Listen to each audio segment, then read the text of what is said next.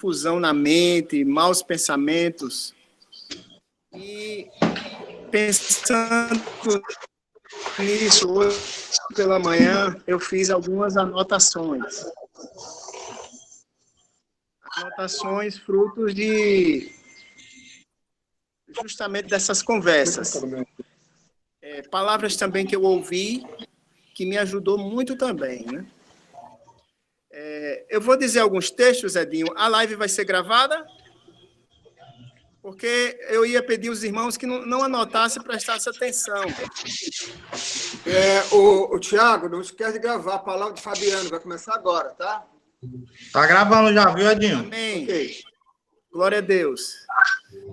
Lembrando de esperança, foi esse o tema que foi conversado com esses irmãos que me ligaram.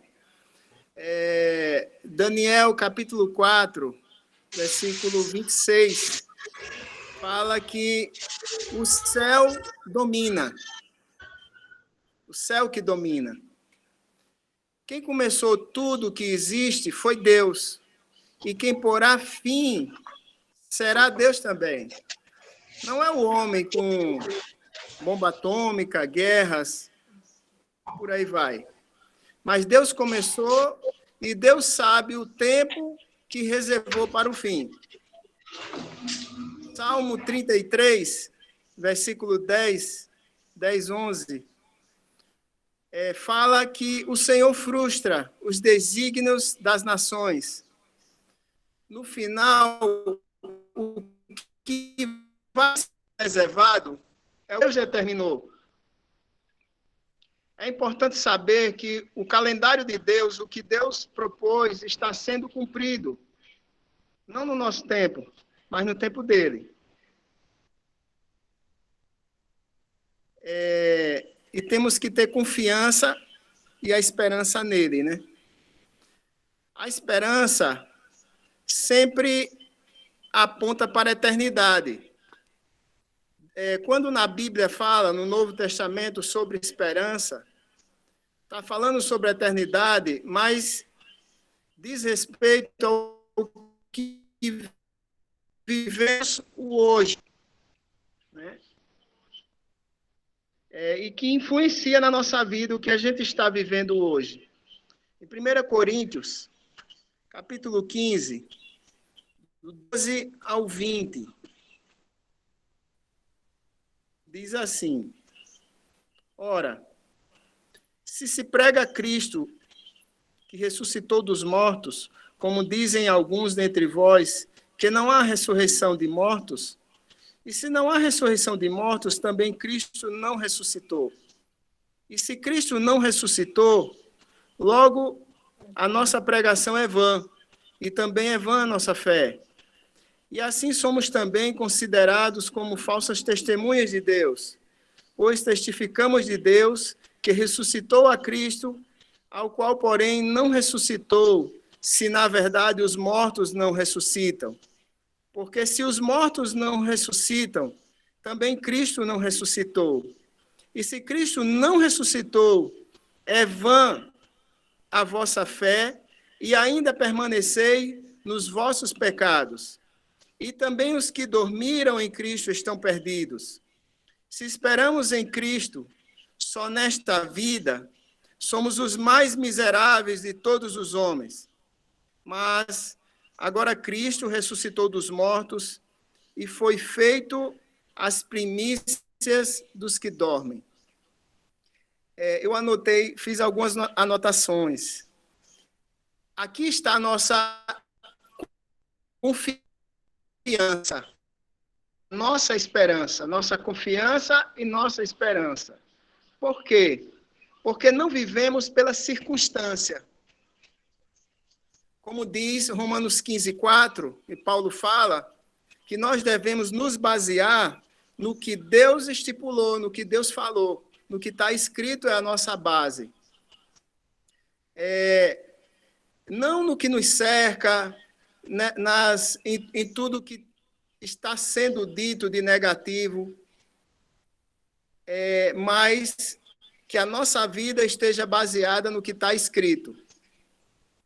Romanos 15:13 fala que temos um fruto de esperança.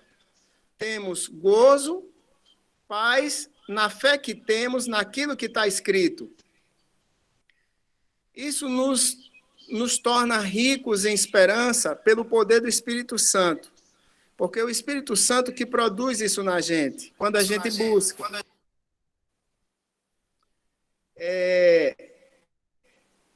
Romanos 12, me veio uma pergunta.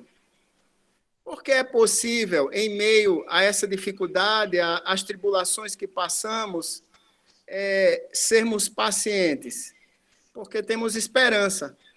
E essa esperança é essa vida que nós esperamos depois que morrermos, nos leva a ser pacientes em qualquer dificuldade. O Senhor não nos disse que não teríamos tribulações, os apóstolos não disseram isso. Pelo contrário, todos os apóstolos, Paulo, todos eles passaram por tribulações. Então, nós vamos passar assim, como temos passado. Até porque a nossa alegria não está baseada num bem-estar, mas na nossa esperança, na fé que temos nele, naquilo que ele estipulou e naquilo que ele está realizando. É um fato que ele ressuscitou e que um dia vai nos ressuscitar para vivermos eternamente com ele. Um último texto que me veio foi Filipenses 4, quando diz que Paulo aprendeu em todas as situações. E eu fiquei pensando, por que ele aprendeu? Porque ele não sabia. Então, existem coisas que nós não sabemos, posturas que nós não sabemos, e as tribulações e as dificuldades vai nos ensinar, assim como ensinou a Paulo. Então, que nosso coração se encha de esperança nele, em tudo aquilo que Deus estipulou, que Deus escreveu através do Espírito Santo, através dos seus santos, e nosso coração espere naquilo que foi escrito, e não no que nos rodeia, e não nas lutas, nas tribulações. Porque se formos colocarmos os olhos no tamanho da luta, a gente enfraquece. Me vem agora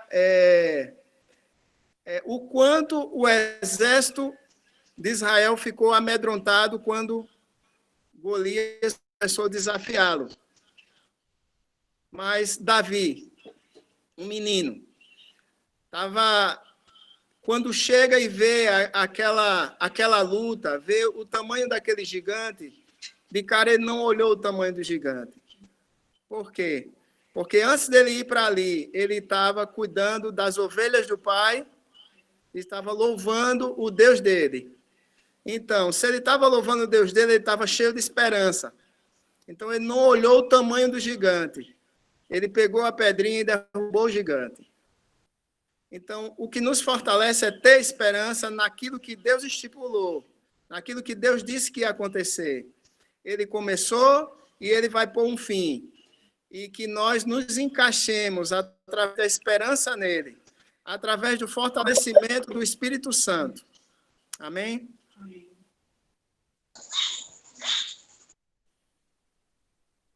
Amém, amados. Aleluia. Nós temos que estar pronto para estar sendo movido pela palavra revelada, e não por sentimento, não por acontecimentos que acontecem no último momento, como é o caso da pandemia. Então, o que nos guia é a palavra, não os acontecimentos que estão rodeando o planeta, né? Palavra de Deus. Amados, eu queria compartilhar com os irmãos que nós temos um irmão muito querido, um solteiro, é o Neto, e a mãe dele, até antes da pandemia, vinha atravessando está atravessando um problema sério, de uma doença autoimune, e nós queremos orar por ela. Dona Liduína, mãe do Neto, nesse momento está no hospital, não tem quem fique com ela, o Neto tem que ficar com ela o tempo todo, e estão expostos a toda infecção, aquelas superbactérias, inclusive a Covid, que está rodeando todos os hospitais. Então, creio que é um momento propício, já que estamos todos aqui, nós amamos o Neto, eu particularmente conheço a mãe dele, então é o momento de nós orarmos especificamente. Queria convidar todos os irmãos para estarem conosco, juntamente com o Helder, lá de Campina Grande, que conhece o nosso amado Neto, tem um carinho por ele. Então, Helder, queria convidar você. O Helder está aí na live? Kigo, estou sim, glória a Deus. Pronto. Está ouvindo? Está ouvindo, Adil? Estamos te ouvindo. Então, Glória a eleve Deus. aí ao Senhor uma oração em favor da dona Liduína, mãe do Neto. Amém? Amém. Oremos com ela, amados. Aleluia. Ó Senhor, muito obrigado, Pai amado, porque até aqui o Senhor tem nos ajudado, o Senhor nos alcançou. Obrigado, Senhor, pela vida do nosso irmão Neto, Senhor. Obrigado por ter alcançado ele, por tê-lo sustentado até aqui também. Amém. Que o Senhor continue animando ele, fortalecendo ele, crescendo nele. Senhor, mas nós te pedimos, em nome de Jesus, Senhor, pela cura da mãe de Neto, Senhor, dona Liduína. Em nome de Jesus, Senhor, tira toda enfermidade, Senhor, do corpo dela. Em nome de Jesus. Toda doença, Senhor, e nós repreendemos, em nome de Jesus, Senhor. Gera cura no coração dela também, Senhor, cura espiritual, emocional. Em nome de Jesus, Senhor. Amém. Que o Senhor faça grandes coisas naquela casa, Senhor, naquela família. Em nome de Jesus, que seja para a tua honra e glória, Senhor, essa enfermidade. Em nome de Jesus, Senhor. Também te peço pelo exame que ela vai fazer amanhã, Senhor, amanhã à tarde, a tomografia. Em nome de Jesus, abençoa, Senhor, aquele exame. Em nome de Jesus, que dê tudo certo. Em nome de Jesus, usa aqueles médicos ali, Senhor, em nome de Jesus. Nós cremos, Senhor, na tua cura, mas que as medicações também sejam eficientes, Senhor, em nome de Jesus. Funcione bem nela, no nome de Jesus, Senhor. Nós te agradecemos por essa oportunidade de estarmos na tua presença, que ela esteja também conosco em breve, em nome de Jesus, Pai. Aleluia. Amém, Senhor. Aleluia. Glória a Deus.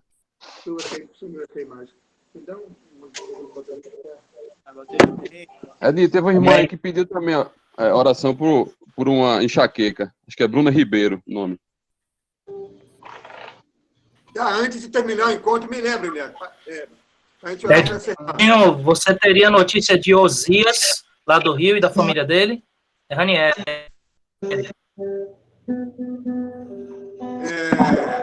Não tenho contato com ele, não. Não estou sabendo, não. Mas eu vou procurar saber. E na próxima live, Ranieri, eu dou notícia dele, tá bom? Foi orado semana passada pela família de Osias. É verdade. Isso, tá, João. Beleza. Eu vou procurar saber, Ranieri, e entre em contato. E aviso aqui, tá bom? Amado, Milton, cadê você, Milton? Tá aí? Vamos adorar o Senhor? Estamos aqui. Tá dando para ouvir direitinho aí? Tá.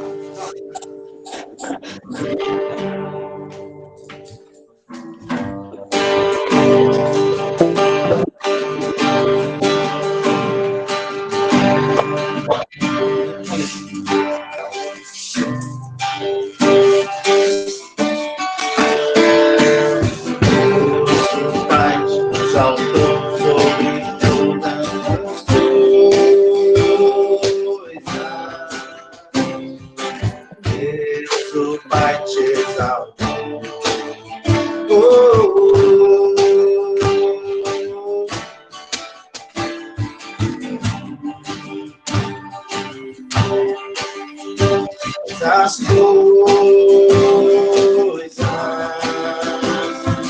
Deus o Pai te exaltou,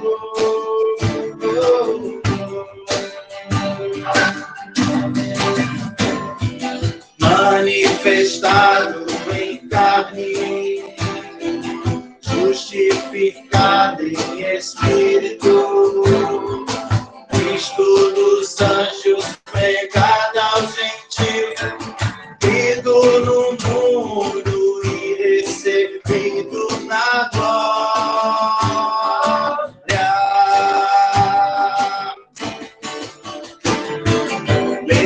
Levantai, ó portas, as nossas cabeças.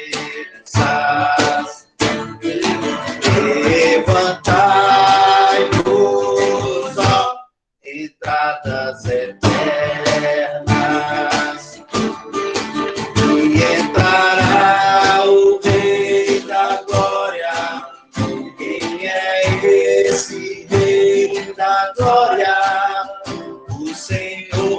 forte, poderoso, o Senhor poderoso na guerra.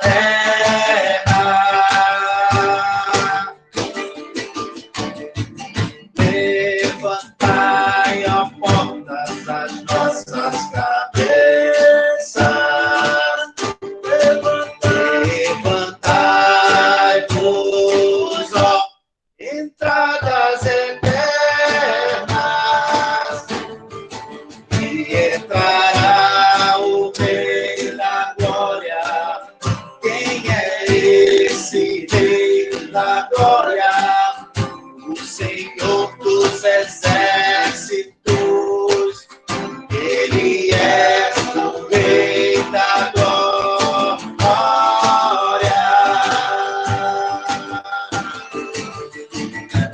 Jesus, Jesus, Ele é o Rei, Ele é o Rei, Ele é o Rei da Glória.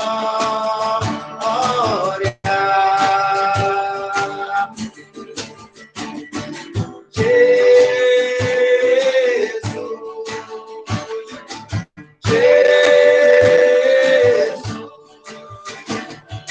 Ele é o Rei, Ele é o Rei, Ele é o Rei da Glória.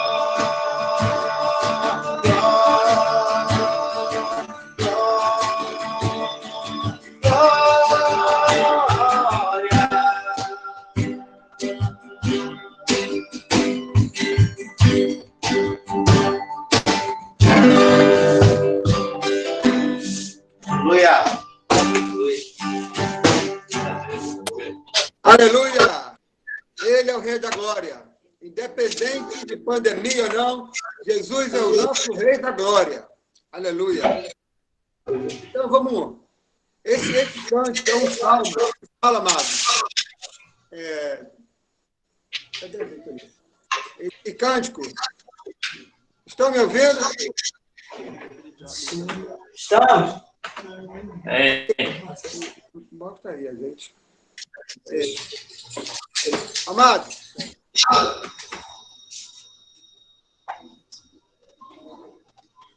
Amém. Eu botei aqui. Amados, a Paula. Eu estou perdido, que não estou me vendo. Você está aqui, pai. Você está saindo. Pronto. Aí.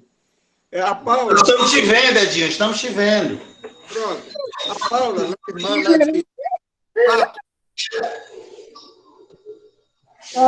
Na semana de Patos, ela é médica há muitos anos. É uma irmã querida, a gente conhece ela também. Conhecemos Paula desde quando ela tinha 17 anos, 17 anos. E Deus tem usado ela nessa área, na área da medicina. E a Paula, ela tem um testemunho para dar aqui agora, e creio que vai nos abençoar muitíssimo. Paula, está com a palavra, Paula.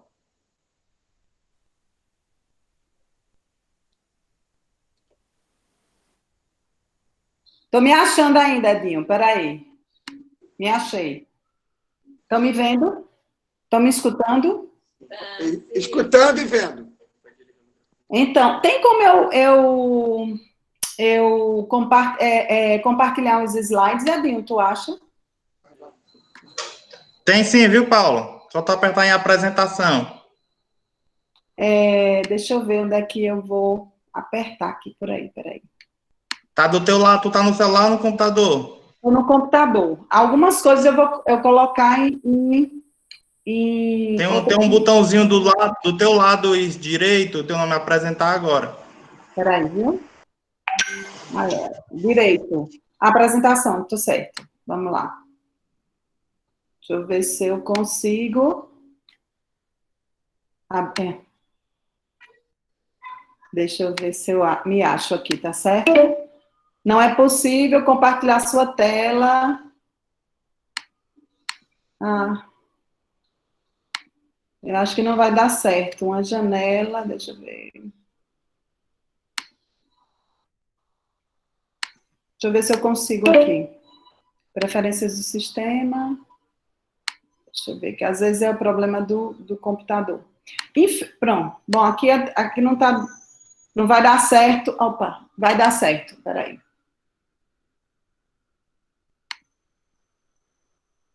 Para poder compartilhar a tela, eu tinha que encerrar, porque o Google tem que ter acesso ao meu computador. Encerrar, eu sair e voltar, entendeu? Mas assim, meus irmãos, Ô, Paula, a gente pode fazer o seguinte, deixar o outro testemunho para o irmão compartilhar o testemunho dele e depois voltar contigo.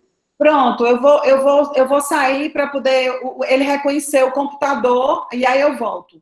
Tá Pronto. certo? Eu faço depois do irmão. Tá Se certo. precisar de ajuda, Paula, pode falar aí que eu te ajudo, viu? Tá, joia? Ele apareceu, preferências do sistema, e pediu para eu clicar. Eu já cliquei. Ele disse, você tem que encerrar para recomeçar. Reiniciar, né? Isso.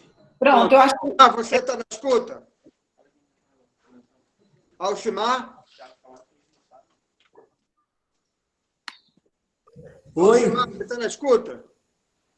estou sim. Pronto, Alcimar. Então você vai testemunhar, depois Paula entra que ela tem que ajeitar lá o computador. Então, tu tá com a palavra, Alcimar, manda ver. Eu quero contar um testemunho que aconteceu comigo, né? Após ter ouvido aquela reunião que Edinho falou sobre ser generoso, eu coloquei no meu coração que eu deveria fazer algo, né? E eu vi o exemplo de Edinho, de Anderson, tudo. Mas só que esses dias tem sido muito corrido para mim, né? Eu sou guarda municipal aqui em Sousa e a gente tem trabalhado bastante. E não tinha tido tempo ainda. Aí, certo dia, eu sentado na calçada ali, estava a irmã Iranilda, estava próximo de mim também. Chegou um rapaz pedindo alimento. Eu entrei para dentro, como de costume, quando eu dou assim a esse pessoal, para evitar que troque por droga, alguma coisa, eu sempre faço um furinho, né? Entrega a ele, mostrando a ele na hora. Eu faço um furinho naquele alimento e dou a ele, para que ele não troque. E daí, pronto, entreguei a ele, fui trabalhar. E à noite, tem um rapaz que trabalha comigo, que ele fabrica tapioca. E esse rapaz me deu 4 pacotes de tapioca, né? Eu dei um, no caso, como o Edinho falou, que é uma poupança, a nossa poupança é ser generoso. Eu dei 1 quilo e recebi 4 de volta. E daí, eu disse, pronto, o senhor está falando comigo mesmo, é para me fazer isso mesmo. Eu vou fazer tapioca recheada. Aí convidei mais 2 irmãos, que é o Gil e Dedé. Peguei a eles as massas, fiz aqui também. E assim, como a palavra diz, né, que há mais prazer em dar do que em receber, quando eu ia saindo daqui, eu comentei com os irmãos, né? Eu estava sentindo uma alegria tão grande que realmente quem estava sendo beneficiado ali era ele. Parecia que eu tinha ganhado algo assim, um prêmio muito grande, um prêmio da loteria, um carro zero, algo assim. Uma paz e uma alegria tão grande de poder ajudar alguém naquele momento.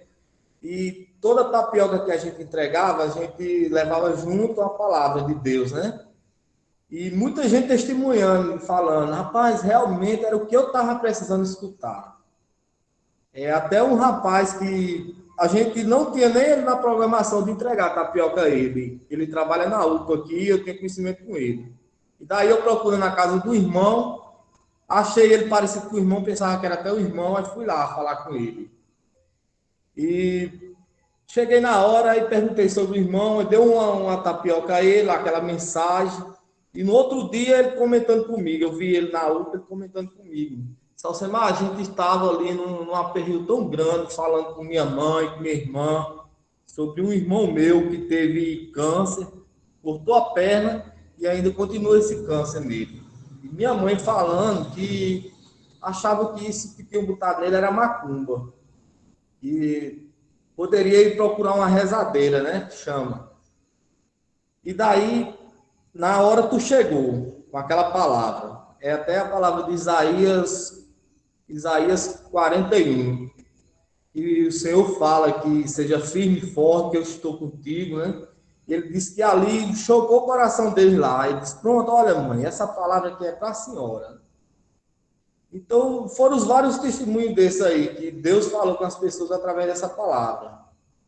E, assim como o Edinho falou, né, que o ser generoso é a nossa poupança, o que tem acontecido?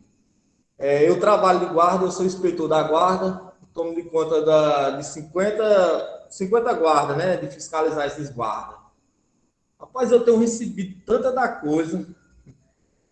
Chega um queijo aqui em casa, outro manda camarão, outro traz pamonha, ganha uma sandália nova esses dias. Só você vê, né? Realmente como o Edinho falou mesmo. A nossa poupança está em ser generoso, em dar. E eu posso testemunhar que o dar é melhor do que receber. Rapaz, aquela alegria que eu senti no meu coração é viciante. Eu quero continuar sentindo, eu quero continuar abençoando os irmãos, os contatos, tudo. E eu transmiti essa bênção que eu recebi ao rapaz que me deu nas tapiocas. Eu disse, rapaz, você foi muito usado por Deus. Aí contei a ele tudo que tinha acontecido. Ele ficou tão edificado assim que ele disse, Alcemar, eu vou ficar dando a você essa tapioca. Vou ficar dando essa massa de tapioca para você por semana. Aí pronto, a gente já tem garantido a massa da semana também, né? Para a gente continuar. Eu e os companheiros aqui, né? E foram uma benção também para mim, né? Topar isso comigo. E é isso aí, eu sou testemunha viva que a nossa poupança está em ser generoso. E que há mais prazer em dar do que em receber. Era isso aí, Edinho. Que benção, hein, irmãos? Amém. Glória a Deus. Meu coração se enche de alegria. Amém. Quando escuto um testemunho desse, né, Biano? Certeza. Certeza, companheira. Amém. Hoje pela manhã, ontem à noite, conversando com o Fabiano, hoje pela manhã também, Deus tem confirmado essa palavra aos nossos corações, né? Inclusive, a ministração de hoje aqui, que o senhor nos trouxe também em cima dessa mesma temática. Será que Paula já conseguiu? Tiago, sabe se Paula já conseguiu, Tiago? Acho que não, ela saiu aqui, Edinho. Acho que ela está ligando o computador, viu? Amém. Então, vamos louvar. Vamos louvar ao Senhor. Cadê Nilton? Nilton, tá aí na escuta? Nilton. Tá ok, tá ativado, viu? Tá me ouvindo? Estamos ouvindo. Vai lá.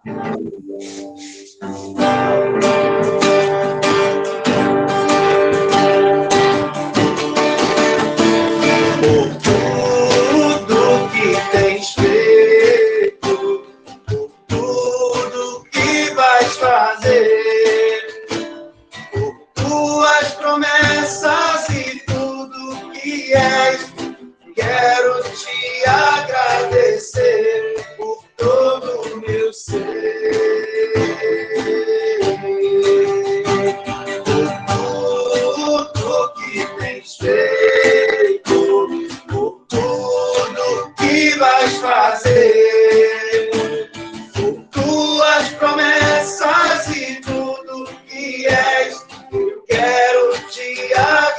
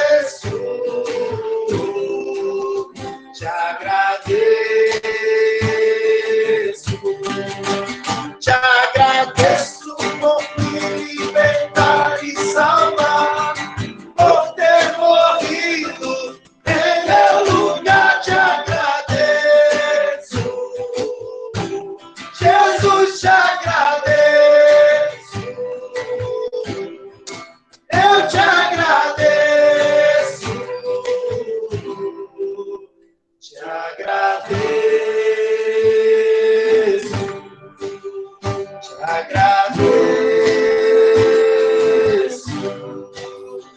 agradeço.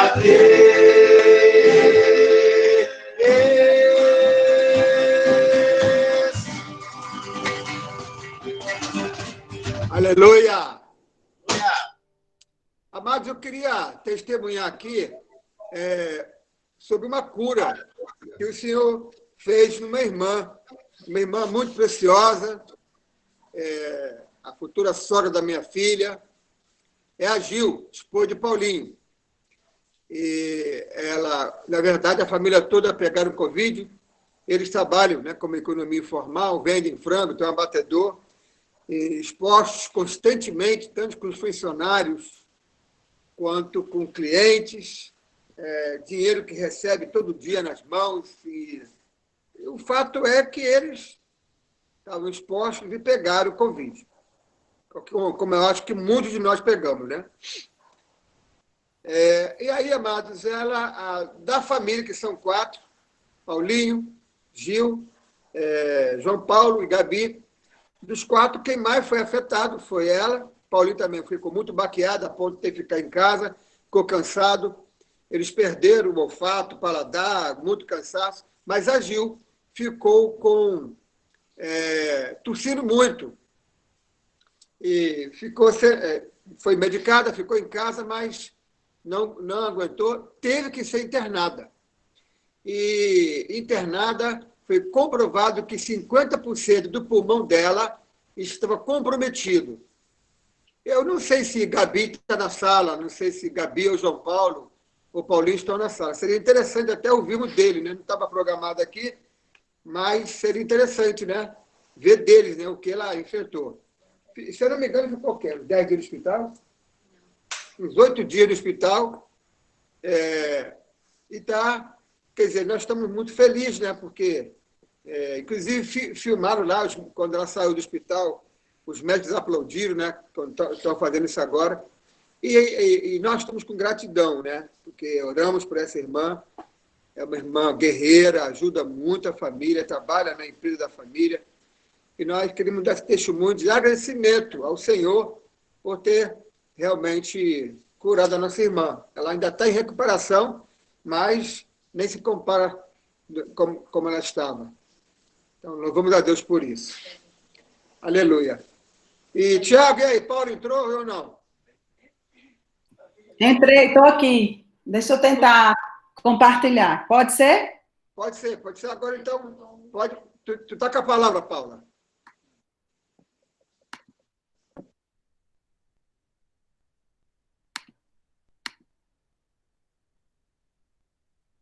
Quando vocês estiverem vendo a imagem...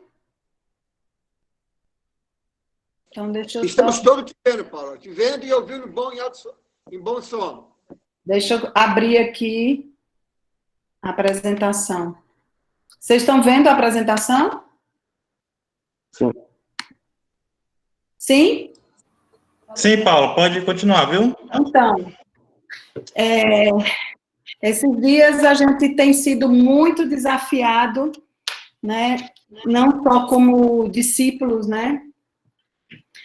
Mas como profissional de saúde. Para quem não me conhece, né? Edinho apresentou aí, eu tenho caminhado com o Senhor desde os meus... Quantos anos, Edinho? Né? Caminhado com o Senhor desde da minha adolescência, e conheci Edinho há mais de 30 anos, né? Terça-feira eu vou ficar mais velha, Edinho, então aumenta a quantidade de anos, né, que a gente tá junto. E assim, tem sido um desafio esses dias, não só como discípula, mas como médica, como profissional de saúde, nesse processo todo que a gente está vivendo. E aí eu compartilhei com o Edinho, né, da necessidade da gente orientar os irmãos, né, em algumas palavras-chave do que diz respeito ao que estamos vivendo, né, essa pandemia que estamos vivendo. Antes disso, eu queria falar para vocês, né, um pouquinho das coisas que eu tenho procurado focar, né?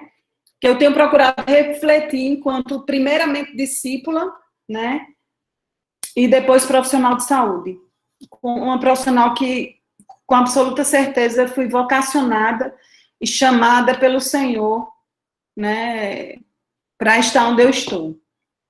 E, na realidade, são 5 versículos que têm me guiado. Eu vou falar só de 4. Um é ser forte e corajoso, né? E não desanimar, porque saber que o Senhor está comigo, né? Apesar de estar, não estar na frente de batalha, né? Na assistência direta. Hoje eu trabalho muito mais com gestão, né? Eu trabalho muito mais no bastidor, mas tem para mim sido um processo bem desafiador, porque eu tenho sido chamada para, junto com outros colegas médicos, a liderar um processo de contingenciamento, de plano de contingenciamento. Então, eu tenho passado, né, juntamente com os outros colegas médicos, né, das aflições deles, que estão no fronte de batalha, eu estando na posição tática, né, ou tático-estratégica. E uma das coisas que o Senhor tem me falado muito é: seja forte e corajosa, né? Não se apavore, não desanime, porque eu vou estar contigo por onde quer que você esteja, né? Outra coisa é que se eu tiver fraca nesse momento de angústia, né, minha força é pequena. Então, a gente tem que estar focado naquelas coisas do Senhor. Então, tem dia que eu acordo e fico falando sobre o Salmo 23. O Senhor é meu pastor e nada me faltará, mesmo que eu ande no vale da sombra da morte, nada temerei. Repetindo e focando naquilo, né, que me traz a fortaleza do Senhor. Outro ponto que eu tenho batido muito, inclusive falo muito com meu esposo, falo com os meus filhos, né, é que a candeia do corpo são os olhos. O que é que eu tenho visto? O que é que eu tenho lido? O que é que eu tenho assistido? O que é que eu tenho alimentado os meus olhos? Né? Então, quanto mais você alimenta seus olhos, né, com coisas boas, com coisas que lhe trazem esperança, mais você consegue estabilidade nesse momento que nós estamos passando, de tantas incertezas. Então, você não precisa saber, eu não preciso saber de todas as informações, eu não preciso estar em todas, com todos os jornais ligados, sabendo exatamente a quantidade de casos, a quantidade de óbitos, as quantidades, né? Eu preciso me informar, sim, mas eu não preciso estar o tempo todo ligado nesse processo, né? E o outro tudo que é verdadeiro, tudo que é honesto, tudo que é justo, tudo que é puro, eu tenho que ocupar minha mente com isso, né? Eu tenho que ocupar minha mente com essas coisas. E aí, tem sido, o fardo tem sido mais leve, sabendo que Jesus não dá nem o fardo além do que a gente pode carregar. Então, tudo do Senhor é leve e suave. É leve e suave. E dizendo isso, dessa situação, né, que como médica, estando nessa posição estratégica de desenvolver alguns planos de contingência, planos de retomada, né, decisões estratégicas de uso, de recomendação de protocolos, né, que eu venho conversar com vocês hoje, né? E aí, qual é o contexto atual? Algumas coisas eu quero dizer para vocês. Quando vocês falam em coronavírus, a gente está falando do vírus. Quando a gente fala de Covid, a gente está falando de doença, né? A gente passou por um processo de achar que todo mundo que pegava Covid, ele ficava grave, né? Por que era isso? Porque, como se testava pouco, se faziam poucos testes, lá no começo, como se testava pouco, então só se testava aquilo que estava grave, muito grave, né, na UTI. Então, basicamente, a gente tinha uma mortalidade muito alta daqueles pacientes, daquelas pessoas que eram testadas. E aí, a gente tinha aquela impressão de que pegou Covid é igual a intubação e é igual, é uma probabilidade muito alta de morrer. E aí eu quero orientar vocês a alguns passos, gente, que tem sido, a gente tem conseguido entender uma doença grave, mas a gente tem conseguido entender que é possível evitar a fase 3. Eu vou explicar para vocês quais são as fases, para que quanto mais informação a gente levar, melhor é. Foi-se criado na mídia algumas premissas que hoje não são verdades, até porque há uma dinamicidade no processo. O Brasil foi o 26º país a chegar à Covid, então a gente aprendeu com muitos países, né, com a Europa, com a China muito menos. Na China foi muito pouco aprendizado com a China, porque os números realmente da China são números que a gente interroga, né?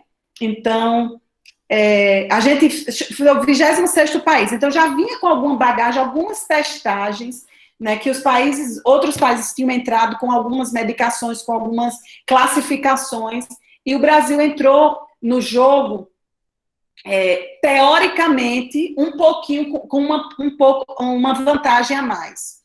Essa vantagem do Brasil não tem se traduzido efetivamente em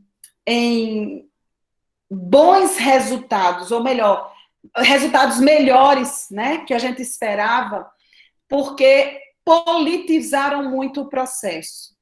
Então, isso prejudicou e tem prejudicado muito o andamento, né, o manejo da doença, né, o manejo da doença.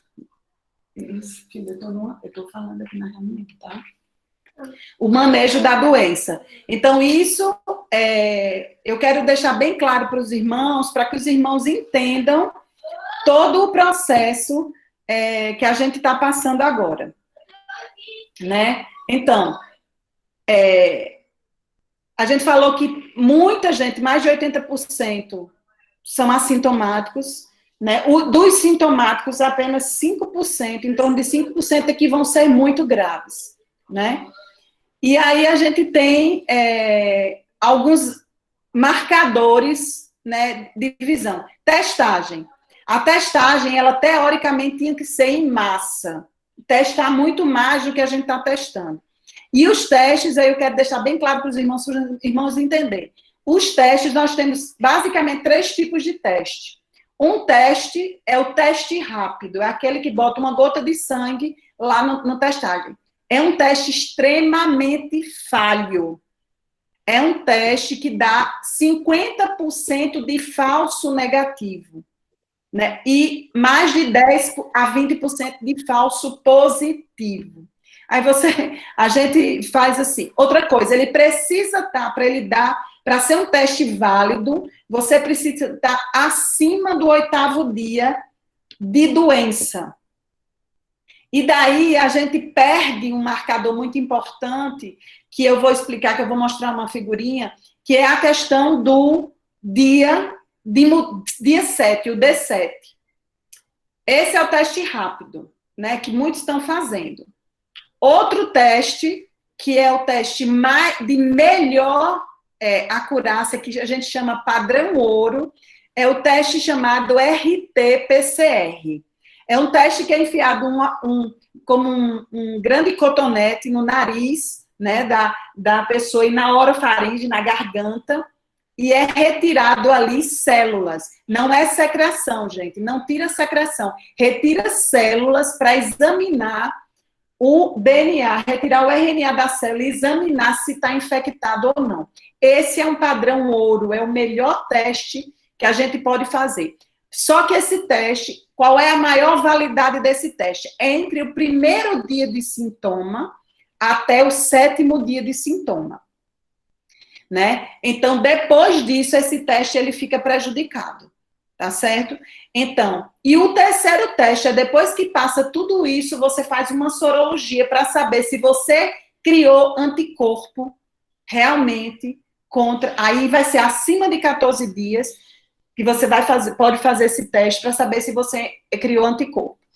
Aí, primeira coisa, a testagem, ela não deve ser condição de iniciar tratamento, tá certo? Então, não espere, se você encontrar um profissional de saúde que diga, a gente só vai iniciar um tratamento depois da testagem, não é uma boa.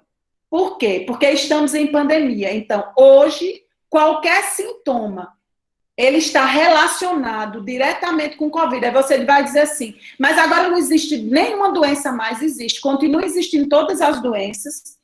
O povo, apesar do Covid, existem os infartos, existem os AVCs, existem as pneumonias por outras coisas e tudo.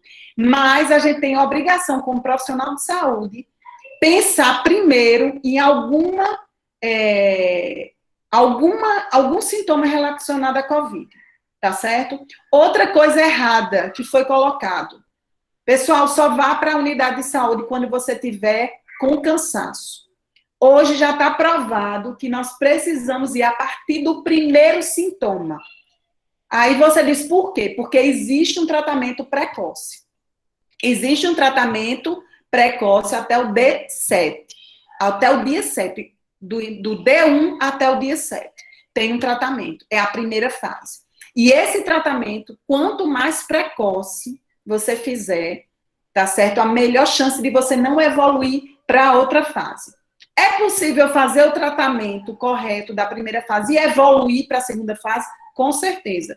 A gente está falando de medicação, nem vacina ela tem 100% de eficácia, quanto mais um tratamento, né?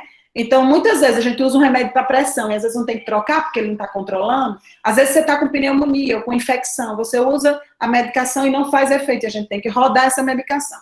Mas assim, já está se comprovando que você tem que fazer o tratamento adequado nas fases da doença para que evite chegar na fase 3, tá certo? E esse é o nosso grande desafio. Fazer o tratamento adequado na fase, identificar a fase adequada, tá certo? A pessoa ter acesso a isso no tempo certo. Então, até agora, entendemos? Podem dizer assim, ok? Alguém fala aí? Ok. Amém. Paulo, pode continuar. Então, Agora está bem explicadinho, Paulo. Pode continuar. pronto. Ok, Paulo. Então, a gente vai falar um pouco disso agora.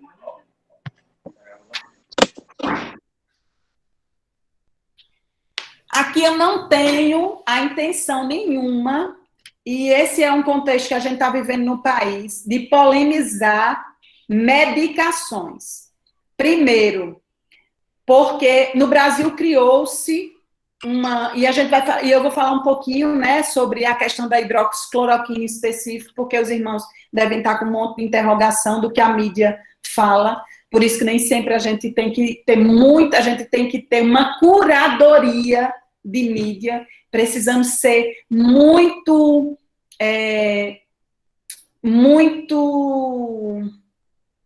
não é equilibrada a palavra, a gente precisa ter muito cuidado naquilo que a gente lê e por onde a gente lê, ou por onde a gente assiste, tá certo? Então, o que é que eu quero que vocês entendam nessa apresentação? Que a gente tem 3 fases.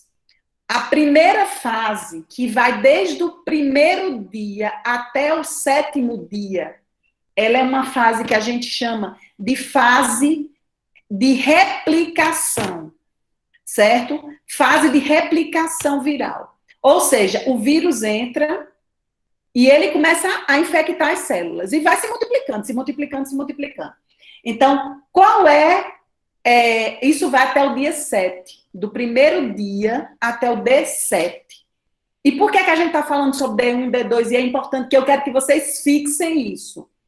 Por quê? A doença, ela quando passa para outra fase, a partir do D7, ela entra nessa fase 2, que a gente chama de fase inflamatória pulmonar. Essa fase inflamatória, irmãos, ela é dividida em 2A e 2B. Essa 2A é uma fase inflamatória mais leve, e é onde a gente precisa, quando não consegue ter uma boa resposta na fase de replicação viral, a gente precisa ter ter uma entrada no tratamento nessa fase 2A.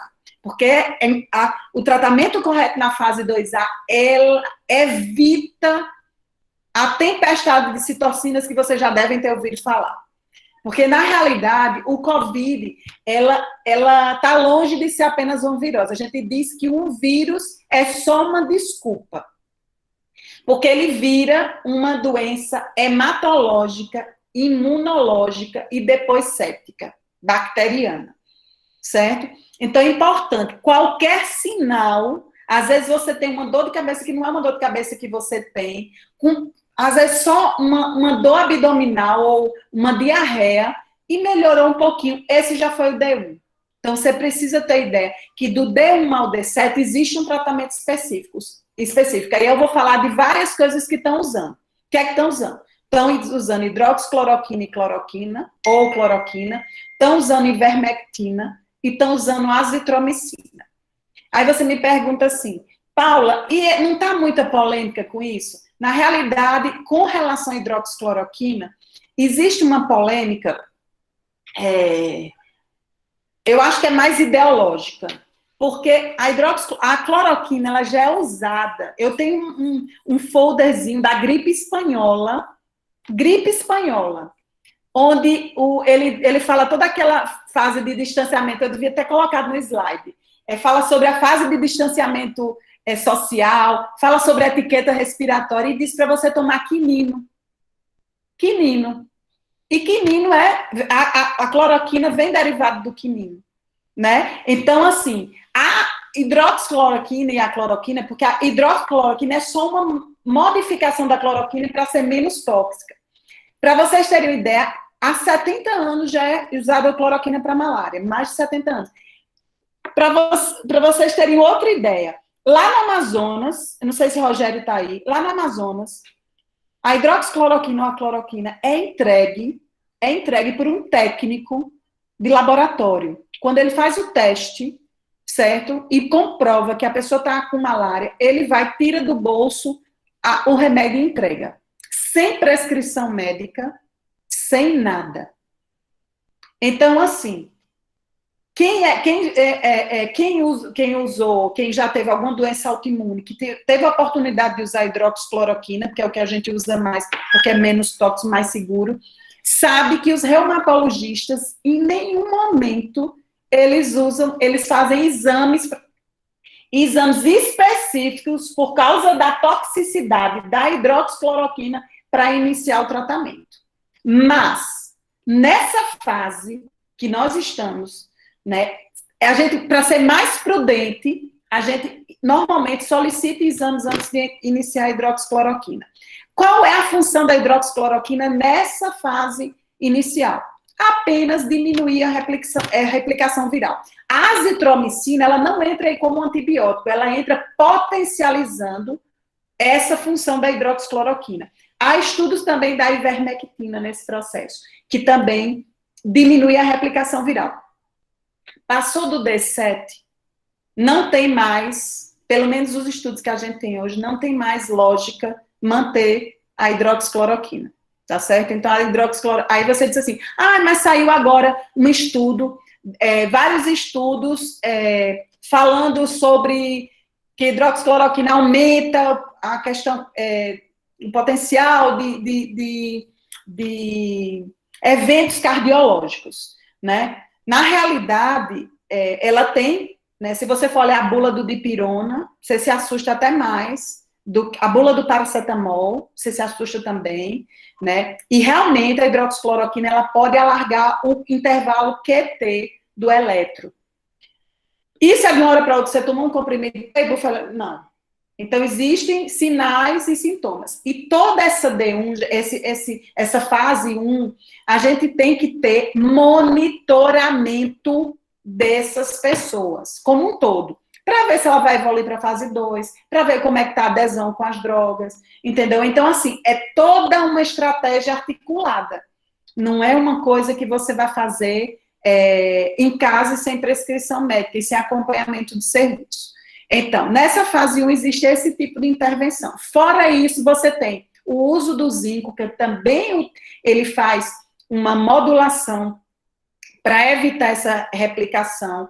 O uso de vitamina C, quer seja em frutas, né, quer seja suplementando, né? Então, o próprio da vitamina D, que em doses mais altas, e aí é importante a suplementação de vitamina D, né? Aí você diz, vitamina D combate o Covid? Não. A vitamina D ajuda você imunologicamente para quando um vírus qualquer e o Covid chegar, você esteja com mais armas para lutar contra eles, tá certo? Então, por que é importante? Eu estou dizendo assim, não fique em casa curtindo essa sua fase inicial. Por quê? Porque a fase de piora acontece exatamente entre o 8º e o 10º dia. O pico de piora é o 10º dia. É o dia que vão chamar você para fazer o teste. Vão dizer, a partir de tal dia vão chamar você para fazer o teste. E aí é importante, entendeu, que a gente esteja de olho. Se não conseguiu fazer nenhum tratamento, porque vão ter médicos que não vão se sentir à vontade de prescrever. Se não se sentir à vontade de prescrever, o que é que a gente tem que ficar de olho? A gente tem que ficar de olho que a gente tem que ser monitorado.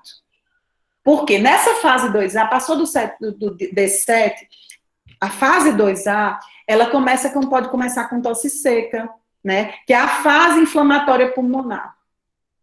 E aí é um período que a pessoa às vezes nem tem. Na 2A, às vezes ela não chega queixando de falta de ar. Só é aquela tosse seca, aquele incômodo no corpo, dor muscular, né? Aquela sensação de que as forças estão saindo. E aí, o que é que acontece? Quando você, normalmente, começa a tosse, a gente pede para fazer tomografia. E o padrão ouro, meus irmãos, é tomografia. Raio-X vê alguma coisa, vai ver quando você está na 2B. Então, assim, o padrão é tomografia de tórax. Na tomografia de tórax, teve lesão compatível com Covid, vocês já escutaram muito falar sobre vidro fosco, lesão de vidro fosco, lesão compatível com pneumonia viral. Nesse momento aí, o tratamento vira para corticoide e antibiótico, tá certo? Só lembrando que nessa fase inicial, pacientes que têm comorbidades, eu disse a vocês que a doença é uma doença imunológica, hematológica. Então, nessa fase inicial, as pessoas que têm comorbidades, elas já começam a fazer alterações na coagulação sanguínea. Então, muitas vezes a gente já entra com a heparina, né, que é um anticoagulante, nessa fase 1. Mas, se não tiver indicação de entrar, quando entrar na fase 2, se torna obrigatório para minimizar os efeitos trombóticos. Então, essa fase 2A é aquela fase ouro de eu evitar complicações. E aí, esse corticoide, ele não é um corticoide nas doses usuais, são doses maiores. O ideal é que se vá para a unidade de saúde, tá certo? Para ser medicado. Aí você vai perguntar, mas Paula, não tem nenhum jeito de fazer isso em casa? A gente tem escutado, eu tenho estado em vários grupos do Brasil, de médicos do Brasil, e a semana passada eu participei de uma live do grupo de Belém do Pará, que quando houve um colapso na rede de lá, os colegas com a mão na cabeça, os médicos, sem ter o que fazer, porque entendiam que a fase 2A precisava internar para fazer um que chamam de pulsoterapia, que é o quê? Um corticoide em dose mais alta durante 3 dias com antibiótico. E daí não tinham acesso porque não tinham leito hospitalar. E os colegas começaram a tentar, partiram para o desespero. E começaram a usar alguns corticoides orais em doses mais altas e eles tiveram muito sucesso. Isso está descrito em literatura, irmãos? Não está ainda. Né? Nós não tivemos tempo. Muitos estudos que estão para sair, para você ver, o estudo de maior evidência da hidroxicloroquina sai em julho de 2021. O padrão ouro da evidência científica, né? Mas eu costumo dizer o seguinte, só para ilustrar para vocês uma história da medicina, história da medicina. O médico que instituiu lavagem das mãos, ele chama Samuel Semmelweis, era um austríaco. E ele, o que é que aconteceu para ele dizer que era bom lavar as mãos, que evitava infecção? Ele era obstetra e os médicos naquela época, tanto faziam autópsia, que era a forma de aprender medicina, quanto eles também faziam parto e faziam todos os procedimentos. E ele começou a observar que os médicos que faziam autópsia e faziam parto, sem lavar as mãos, né, sem ter nenhuma higienização, tinha muitas puérperas morriam com febre, que ele chamou de febre puerperal, de infecção. E aí ele começou, no serviço dele, a instituir a lavagem das mãos antes de tocar em qualquer paciente.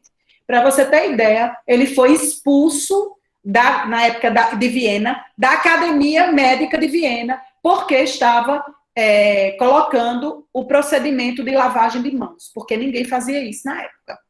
Então, ele foi expulso. E só foi reconhecido a lavagem de mãos como um fator de prevenção de infecção puerperal depois que ele morreu.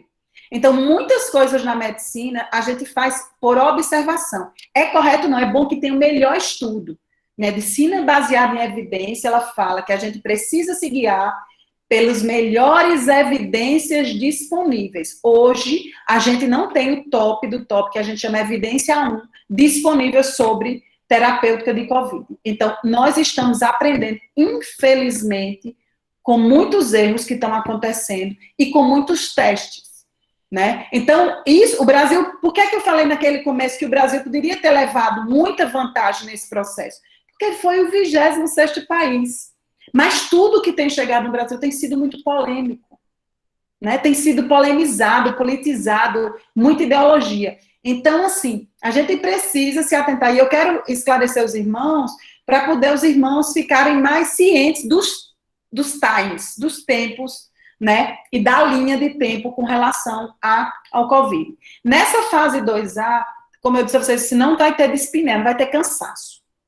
Mas já tem infiltração, já é um processo inflamatório pulmonar. A partir do 7º dia, faz isso. Preciso fazer tomografia e classificar. Classificou, teve 30%, pelo menos até 30% de lesão pulmonar, é preciso usar corticoide e outros antibióticos. Há uma possibilidade muito grande de se usar corticoide oral, porque foi feito lá, mas o padrão ouro seria internar e fazer pulsoterapia. E usar também a heparina, aquele anticoagulante que eu falei para vocês, que de baixo peso molecular, existe anticoagulantes para ser usados orais, mas ninguém tem muita experiência com oral. Acredito que até terminar essa pandemia vai sair alguma coisa que no desespero não teve o injetável e foi feito oral e o paciente saiu. Mas é importante. Na 2B, é uma fase inflamatória pulmonar com dispneia, tá certo? Já com cansaço.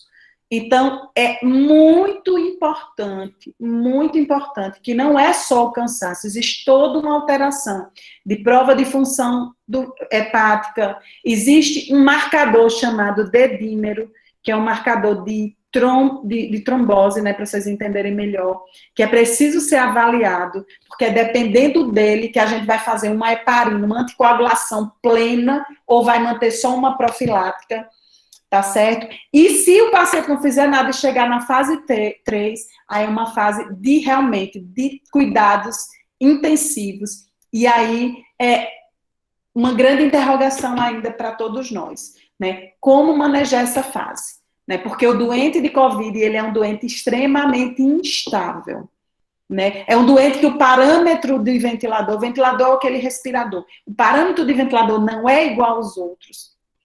Precisa de um manejo experiente desse paciente, né? Usar outras drogas, né? Que nem usam mais corticoide nessa fase. Nessa fase já vai ser usado umas drogas que se chamam são imunobiológicas, né? Outro tipo de droga. Então, você tem todo um processo muito desafiador, essa fase 3. E a gente está convencido que se a gente consegue segurar a fase até a 2B, nós conseguimos tirar, né, sair, evitar muito desfecho desfavorável, né, muito desfecho desfavorável. Deu para entender isso daí? Depois eu vou fazer um teste, viu? Então, sinais de agravamento, né? E olha só, se tem febre, isso aqui é uma contagem, tá certo? É um kitzinho, isso aqui vem estar no Ministério da Saúde, mas eu vou deixar, posso mandar isso aí para vocês. Então, se tem febre, é 5 pontos. Se tem dor de cabeça, é 1 ponto. E aí você vai classificar risco baixo, risco médio e risco alto, tá certo? Uma das coisas que é bem interessante é a perda do olfato e a perda do paladar. A gente chama isso de ageusia.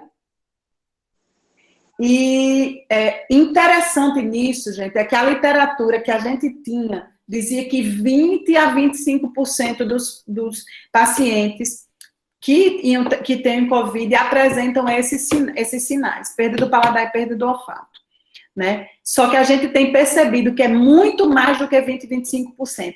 Esse sinal, ele passa a ser um sinal de alto valor para a gente. De alto valor. Então, se alguém apresentou esse sinal, já faz isolamento. Né? Já faz isolamento. Porque esse é um sinal que na medicina a gente chama, a gente hoje está chamando, não sei se a gente vai chamar depois, né? Porque a ciência é muito dinâmica, mas a gente chama de sinal de patognomônico. Que é isso? É um sinal que tem naquela doença. Teve aquele sinal, é aquela doença. Hoje a gente está com esse entendimento. Então, é importante, teve gente, faz logo isolamento, não fica em casa, não trabalha, não tem contato com mínimo, né, com o pessoal de casa, e entra em contato com o médico para saber como vai conduzir aquele processo. Então, primeira coisa que eu quero lembrar, não fique em casa, ao primeiro sinal, procure o médico. Esqueça, tire da cabeça de vocês, aquilo só vai para a unidade. Não, porque eu vou chegar lá e vou pegar. Não, você provavelmente já está. Vai com a sua máscara, entendeu? E vai lá esperar na unidade para ser examinado. Tá certo? Para ser examinado, para ser auscultado, para ser solicitado exame se necessário. Existem exames para serem feitos? Existem exames para ser feito. Porque naquela fase 1, você tem alguns critérios de hemograma que já falam muito a favor da virose. Se eu só voltar aqui, vocês vão perceber aqui, ó. Não sei se vocês estão vendo, olha só. Linfopenia. Isso aqui é hemograma, mostrando a quantidade de linfócitos mais baixa. Tá certo? Então, existem exames para ser feito. Tá? E eu estou fazendo isso, eu estou esclarecendo vocês, porque nós chegamos à conclusão que a população, ela está desinformada. Porque a única coisa que disseram foi, fique em casa, e se você tiver sinais leves, não procura a unidade. E é preciso procurar a unidade. Aí tem gente que não vai passar para a fase 2. Tem. Glória a Deus por isso. Uma grande maioria. Mas ela precisa estar sendo monitorada. A unidade de saúde precisa saber que você é sintomático respiratório, que você tem uma suspeita de Covid. Ele tem que estar de olho em você. Tá certo? E por isso que a gente... Eu estou dizendo a gente porque é o grupo, né? De médicos que a gente está conduzindo esse processo aqui, a gente chegou à conclusão que precisamos informar a população sobre isso, tá certo? Então, esses sinais, tem os sinais de agravamento, e esse sinal que eu falei, perda do olfato, apesar de estar 3 pontos aqui, porque também ele está presente quando você vai ter um caso mais leve, tá certo? Mas ele é um sinal que a gente chama sinal patognomônico. No momento, pode ser que daqui a uma semana a gente diga que tem outra doença que tem sinal, mas durante uma pandemia, onde tem transmissão comunitária do coronavírus, não existe outra doença que tem uma perda de olfato e paladar importante, que a gente lembre, tá certo? Lembrando também que a gente está tendo aí H1N1, né? E o H1N1 também tem um padrão de vidro fosco, por isso que alguns tratamentos, dentro da fase 2A, entra também um retroviral para H1N1, tá certo? Em alguns centros. E finalizando, eu vou até, se Edinho achar pertinente, né, abrir para algumas perguntas, se ele quiser fazer algumas perguntas, mas eu acho que é isso, né, lembrar que a gente tem fase 1, que é D1 até D7, fase 2, a partir do D7... Eu vou fazer o seguinte, essas perguntas a gente deixa para a próxima live, porque ainda estou a ministração aqui, tem uns 40, 50 minutos, e vai ficar muito longo. Mas, assim, está sendo muito bom. Eu estou deixando você falar, porque realmente está sendo, essas informações estão sendo muito válidas. Mas as perguntas a gente vai deixar para a próxima live, tá bom? Tá ótimo, tá certo. Ou então, depois que terminar a reunião, se alguém ficar na sala, se você achar interessante, né, na sala de estar. Então, assim, importantíssimo, irmãos, D1 a D7, fase 1, fase de replicação viral. É nessa fase que tem todo esse contexto aí. E só para dar uma informação para os irmãos, a maioria desses artigos que tem saído na literatura, saiu fulano que diz, o Lancet, né, era uma revista que tem grande reputação científica. Saiu com um estudo dizendo que a hidroxicloroquina não tinha efeito. Só que quando a gente vai ler o estudo, né, quem é pesquisador, quem vai ler o estudo tem um monte de erros. Inclusive, o The Lancet pode sofrer uma sanção muito grande porque conduziu ao erro. Um monte de erro. A maioria dos estudos que apresentam hidroxicloroquina na fase grave. Não é aí que a gente está colocando, não é no hospital. A fase da hidroxicloroquina, para quem se sentir, né, bem em usar, quem se sentir seguro em usar, ela é para ser usada entre o D1 e o D7. Eu, particularmente, eu tenho hidroxicloroquina em casa, e se eu me contaminar, eu vou usar. Eu tenho hidroxicloroquina, já comprei, tenho azitromicina em casa. E já usei nos meus pacientes com tranquilidade. Né? Eu estou falando sobre mim. Tenho tranquilidade de prescrever. Tem colegas que não têm e tá tudo bem. O que é importante, ele não prescrever, se ele não prescrever nada de D1 a D7 na primeira fase, ele precisa lhe monitorar. Tá certo? Porque pode ser que você melhore, seja daqueles 80% que vão repassar não vão nem passar para a fase 2A. Mas é preciso que você seja monitorado. Tá certo? E, por último, irmãos, e mais importante, é aquele quinto ponto que eu falei, né, dessa reflexão desses dias, tem sido e tudo que Jesus mesmo falou, né, tudo que a gente pedir em oração, crendo, a gente vai receber. A gente tem pedido muita sabedoria, muita perseverança, né, pedindo realmente que o Senhor nos dê clareza desse momento, né, de tudo que Ele nos quer ensinar, né, sabendo que o Senhor está no controle de todas as coisas. Ele não saiu do controle. Ele não saiu do controle. E esse momento é um momento realmente da gente exercitar, né, a oração, né, exercitar aquilo que o próprio Jesus disse. Então, fica à disposição, tá certo? Espero que eu tenha contribuído com os irmãos nessa fase tão desafiadora, mas que a gente não é como os que não tem esperança, nós temos esperança, né? Se vivemos para Jesus, a gente vive, se morremos para Jesus, nós vamos morrer, e nós temos uma eternidade, nós temos esperança no Senhor, né? A morte, ela não é fim, ela é o começo de uma vida com o Senhor, a mais, né, na eternidade. E essa é a esperança. Não vejam tudo, não se liguem, não fiquem olhando tudo que estão passando, vocês não precisam estar, né, antenados com todas as coisas. Pensem aquilo que eu coloquei no começo. Tá certo? Gratidão, Edinho. Aleluia! Amém. Amados, então, na próxima live, nós vamos ter um momento para perguntas e respostas a respeito do Covid. Eu mesmo tenho mais 10 perguntas aí, vamos deixar para a próxima live.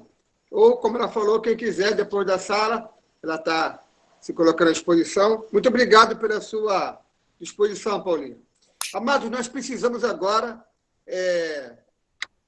ler a palavra de Deus. Eu queria convidar todos vocês a abrir a palavra lá em Lucas.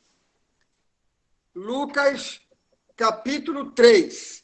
Então, nesse momento, queria convidar você a pegar a palavra de Deus, abrir lá em Lucas, capítulo 3.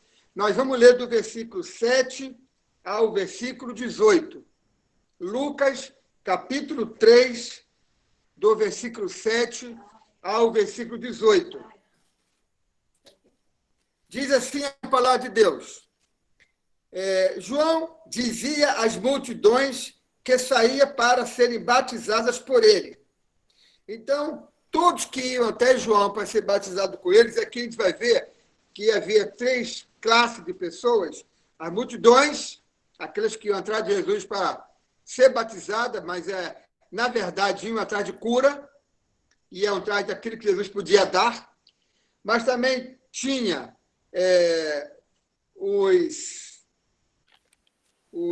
quer dizer, nesse grupo de pessoas, multidão, tinha muitos fariseus, né? Mas também havia um grupo de pessoas que é aqueles que cobravam impostos, e que eram os publicanos. Os publicanos foi o segundo tipo de pessoa. E tinha um terceiro tipo de pessoa, que depois que eram batizadas também, que eram os soldados. Fizeram a mesma pergunta para Jesus. Então, nós vamos trabalhar 3 tipos de grupos aqui: multidão, publicano e soldados. Eles eram batizados, procuravam João Batista para se batizarem, né? Então, para essas pessoas, João Batista, no versículo 7, ele chama de raça de víboras. Ele está chamando as próprias pessoas que eram batizadas. Ele dizia raça de víboras. Quem lhes deu a ideia de fugir da ira que se aproxima? E ele fala: deem frutos que mostrem arrependimento e não comecem a dizer a si mesmo: Abraão é nosso pai. Eu agora sou um crente, eu agora sou um discípulo, sou um seguidor de Jesus. Né? A você que fica dizendo que Abraão é seu pai, que é um discípulo, pois eu lhes digo que destas pedras Deus pode fazer surgir filhos de Abraão. O machado, olha que coisa séria que ele fala. O machado já está posto à raiz das árvores, e toda árvore que não der bom fruto será cortada e lançada ao fogo. E outra parte ele fala: o fogo que não se apaga. Todo fogo se apaga, mas o fogo que não se apaga é o inferno. Então, será cortada e lançada ao inferno. Bom, ao ouvir essa palavra tão contundente, tão radical, o primeiro grupo de pessoas, que era as multidões que o seguiam atrás daquilo que Jesus podia dar, que era ser expulso os demônios, que era cura, que eram maravilhas, sinais e prodígios, estão indo atrás de Jesus para poder obter, para poder sugar de Jesus. As multidões faziam isso. Então, as multidões, depois que eram batizadas, depois de ouvir essa palavra tão contundente, com o receio de serem cortados e lançados ao fogo que não se apaga, eles fazem a pergunta. No versículo 10, você vê que ele pergunta. Perguntaram, então, as multidões: o que devemos fazer, então, para não ser cortado e lançado ao fogo que não se apaga? O que devemos fazer, então? Essa foi a pergunta. E a resposta de João Batista foi a seguinte, para eles, que foram atrás de Jesus para poder ter. Então, João Batista falou: vocês querem saber o que fazer? Então tá. Quem tem 2 túnicas, dê uma a quem não tem nenhuma. E quem tem comida, faça o mesmo. Dê a comida para quem não tem. Então, a resposta, o que você deve fazer para não ser cortado e lançado ao fogo, é generosidade, é fazer o bem, é dar a quem não tem. Mas, continuando aqui, no versículo 12, apareceram os publicanos, depois de serem batizados, os publicanos também vieram para serem batizados e perguntaram a mesma pergunta que a multidão fez. E eles perguntaram: o que devemos fazer para não ser cortado? O machado já está posto à raiz. O que devemos fazer? A resposta ela foi diferente por causa da realidade. Mas por quê? Porque os publicanos, amados, eles eram cobradores de impostos. Esses publicanos, que eram judeus, cobrava impostos do seu próprio povo para levar para Roma. O mestre dos publicanos geralmente eram romanos. E eles precisavam de assessores, então contratavam judeus para cobrar impostos para Roma. E esses impostos eram imposto de estradas, imposto de pontes, imposto de terrenos, exportação, importação. E eles cobravam a mais. Eles cobravam, davam aquilo que Roma pedia, mas cobravam a mais. Por isso eles eram tão ricos, como o caso de Mateus, né, de Levi, como o caso de Zaqueu, que quando se converteu, a gente vai falar sobre isso na próxima live, é uma outra palavra que o Senhor nos trouxe. Mas, amados, quando os publicanos, que eram gananciosos, avarentos, perguntaram o que fazer, Jesus responde para eles: não cobrem nada além do que lhes foi estipulado. A resposta foi diferente. A pergunta foi a mesma. A resposta de Jesus foi diferente, mas a temática também era a mesma. A cobiça, a avareza, e tanto estava com as multidões, como também estavam com os publicanos.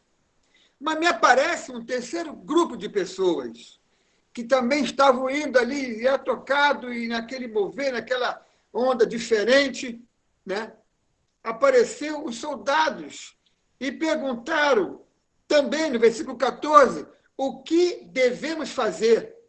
E então João Batista respondeu, olha que coisa interessante, amados, não pratiquem extorsão, não façam fofoca, ou seja, não acusem ninguém falsamente, não façam fofoca. E a terceira coisa, se contém com o salário de vocês. Aí vocês prestam atenção que a resposta foi diferente também, a pergunta foi a mesma, a resposta foi diferente por causa daquele grupo de pessoas, mas a temática também é a mesma, amados. Avareza, cobiça, estava forte no coração desse terceiro grupo de pessoas. Bom, eu estava vendo hoje, na nossa época, amados, nós temos, parece que se tornar um seguidor de Jesus hoje, para algumas pessoas, é manter o status quo.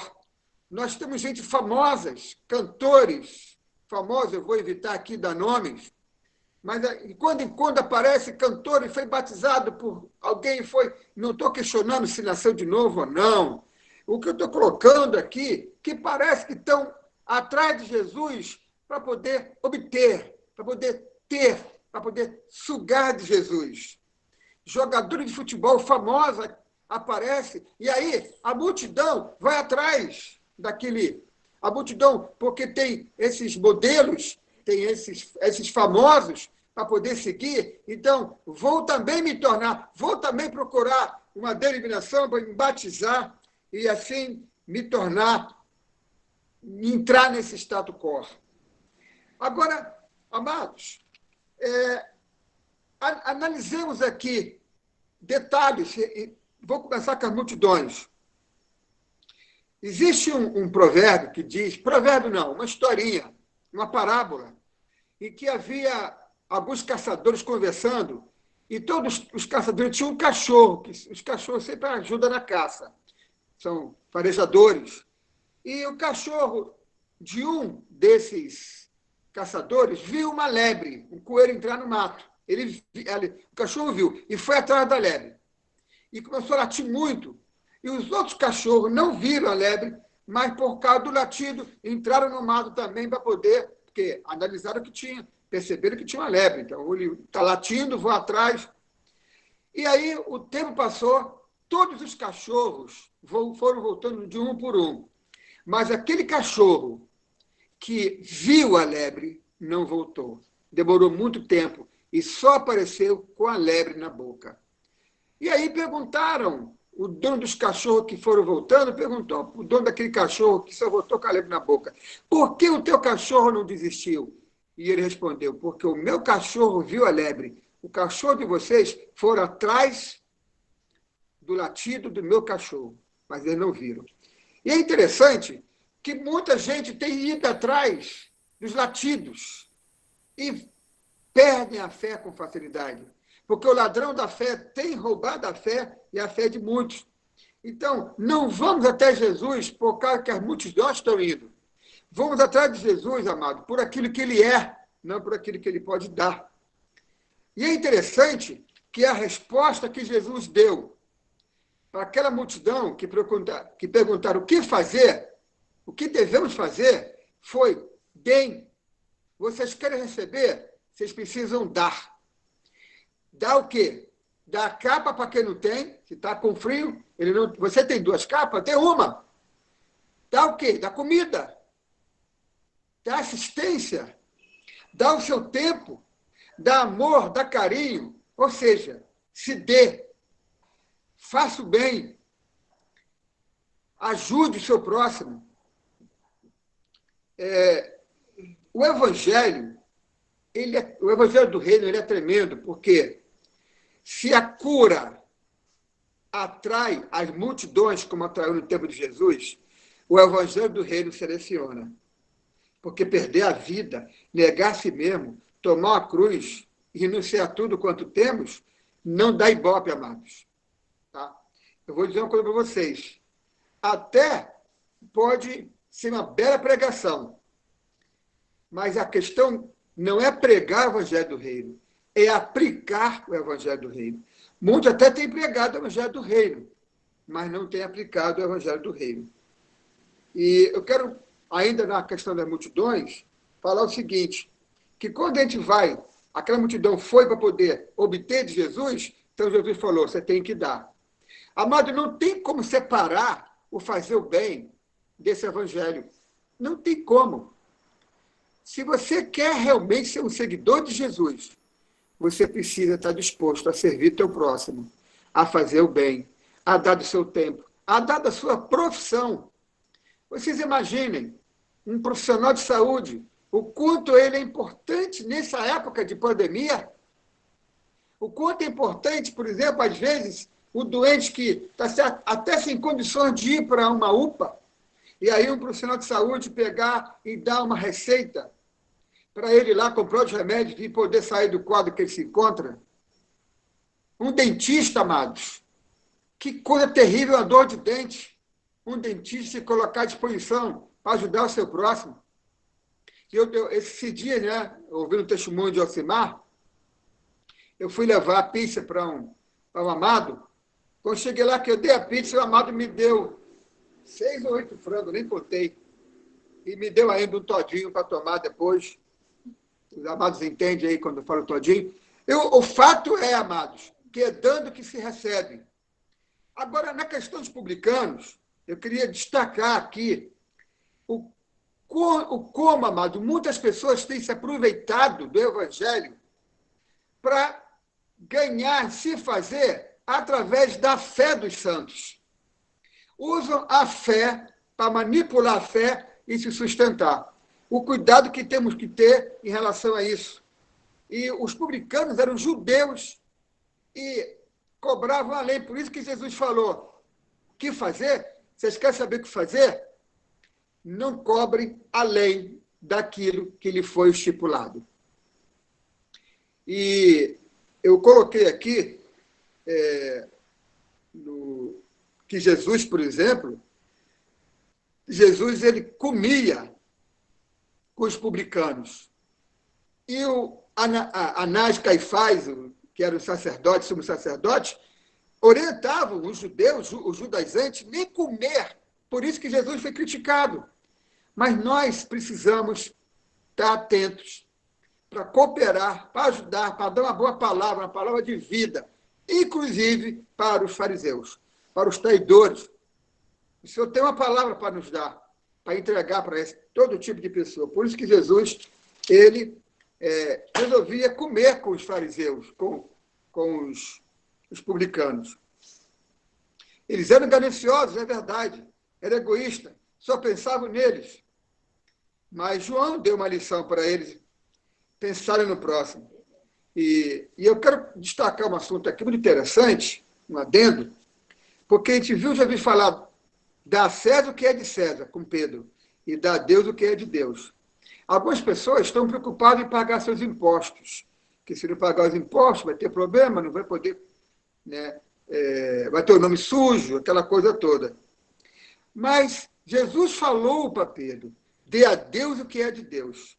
Alguns não dão nem para César e nem o que é de Deus. Querem conter tudo, como o caso dos publicanos. Mas não seja um publicano, amados. Nem dê tudo para César, porque não é para dar o que é de César, é para dar para César. Você tem que pagar seus impostos? Pague seus impostos. Mas, amado, dê a Deus o que é de Deus. Aquilo que não te pertence. Você sabe que parte do seu salário, as suas primícias, a primícia, a primeira coisa, Deus pede. E tem muitas pessoas sendo publicano, tirando de Deus, tirando daquilo que Deus o sustenta, Deus lhe dá saúde, lhe dá inteligência, mas não entrega aquilo que é de Deus. E alguns, inclusive, têm pego, achando que vai manipular Deus, vai enrolar Deus, tira aquilo que é para entregar na casa do tesouro, não é para administrar, não lhe cabe administrar a parte daquilo que é de Deus.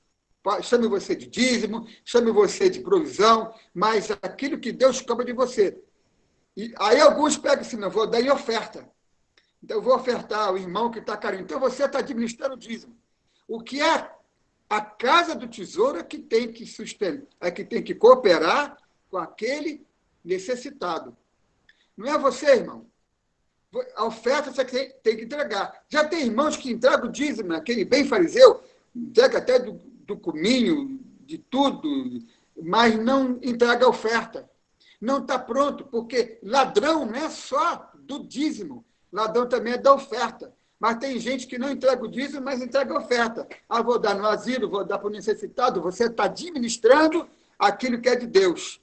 O que é de Deus, você tem que dar a Deus. Como você vai entregar a Deus? Entregando na casa do tesouro. E aonde é a casa do tesouro? Para entender o que é a casa do tesouro, você tem que entender o que é tesouro. Tesouro é a Jesus. E aonde é a casa do tesouro? Aonde você recebe de Jesus. Ali é a casa do tesouro. Não lhe cabe administrar. Lhe cabe entregar na casa do tesouro, e aí a casa do tesouro vai administrar. Se faz certo ou errado. Você vê que Malaquias, capítulo 1 e 2, Deus chama os sacerdotes até de estrume, porque estavam administrando mal. Mas o 3 e 4, Deus exorta o povo que estava deixando de entregar, porque estão dizendo que os sacerdotes administravam mal. E Deus chama de ladrão. O sacerdote, Deus chama de estrume, ou seja, de cocô. E no 3 e 4, Deus chama o povo, que não estava entregando, de ladrão. Se você entrega o seu dízimo, mas não entrega a oferta, você é ladrão da oferta. Se você entrega a oferta, mas só nega o seu dízimo e administra ele, você, e faz do seu dízimo oferta, você é chamado de ladrão do dízimo. Não seja um ladrão, amado. Dê a Deus o que é de Deus. Dê a César o que é de César e a Deus o que é de Deus. Não seja um publicano do reino de Deus. Não faça isso. Tá? Não seja um Judas. Você acredita que Judas era preocupado, né? Não podia derramar o óleo sobre a cabeça, estavam derramando, e os pobres necessitados? Nada. Ele era um ladrão. Ele roubava. E tem acontecido muito disso.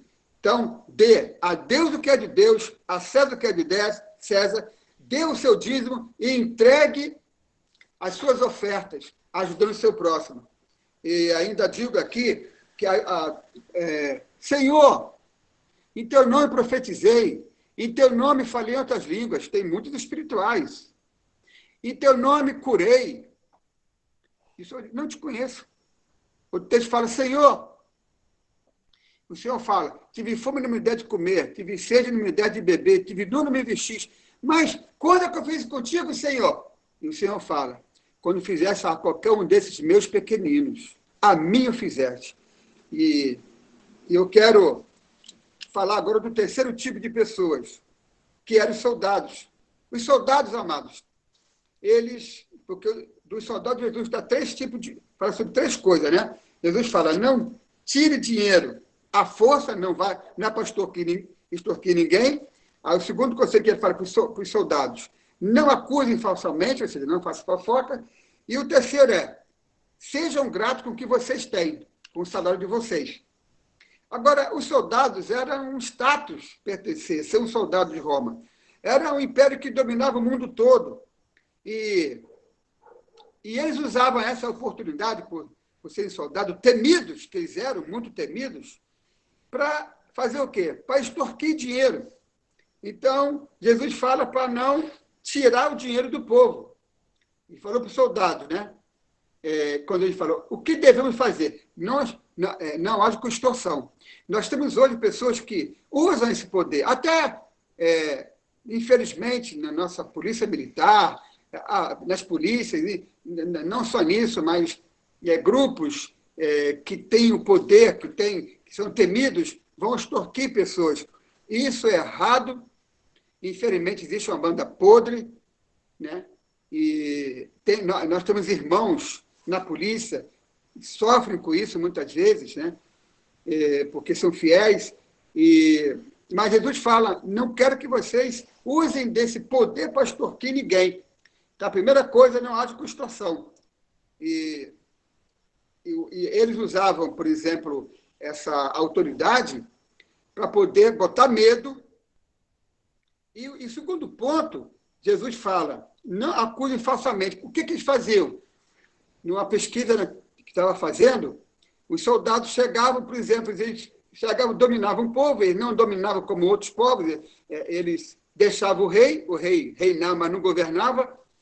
Quem mandava era um governador que vinha de Roma, no caso lá, Herodes era o rei, mas não reinava, não mandava em nada. Quem mandava era Pilatos. Então, esse soldado, muitas vezes, chegava a ver alguém com terreno, cobiçava o terreno e começava a falar mal do dono daquele terreno. Por exemplo, que ele não pagava imposto, por exemplo, que ele estava mentindo, por exemplo, que ele resistia a Roma, e aquela coisa toda. Então, essas mentiras tiravam o poder, tirava dos que tinham aquele terreno, ou posses. Então, tirava e saiu, e os soldados, então, usavam. E eu percebi que a maledicência tem esse poder, amados. Muitas pessoas têm feito maledicências de irmãos que têm autoridade sobre a vida delas. Bom, ela tem autoridade, ela seja diácono, pastor, líder, discipulador. Então, o que eles fazem? Faz uma maledicência, critica, tira a autoridade daquele líder com maledicência, e aí, então, ele passa por cima. Foi exatamente isso que Absalão fez contra Davi. Diz o texto que Absalão roubou o coração do povo de Davi.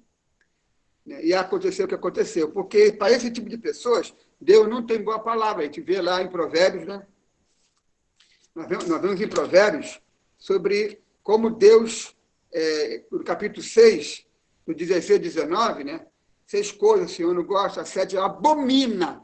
Deus abomina aquele que causa intriga entre os irmãos. Maledicência, fofoca na igreja é um câncer que Deus abomina. E muitos fazem para tirar a autoridade sobre a sua vida. Um erro terrível. E a terceira coisa que João Batista fala para os soldados é: sejam gratos pelo salário que vocês têm. Porque a cobiça, amados, ela vem por causa da insatisfação, da falta de gratidão.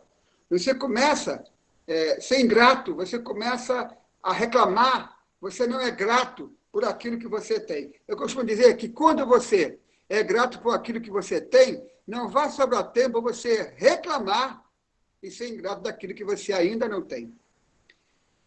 E essa questão dos soldados, para que eles pudessem, quando eles perguntaram o que devemos fazer, era arrependimento. Se arrepender de, primeiro, tirar dinheiro à força. Segundo, acusar falsamente, né, fazer fofoca. Terceiro, a ingratidão daquilo que Deus já estava dando para eles. Quero concluir, amados, essa palavra. Vocês estão percebendo que ainda o Senhor está nos trazendo essa temática de generosidade. Quero concluir essa palavra. Todos os que vieram João Batista e perguntaram o que devemos fazer, depois que são batizados, estavam com problema de avareza. Amados, no versículo 8,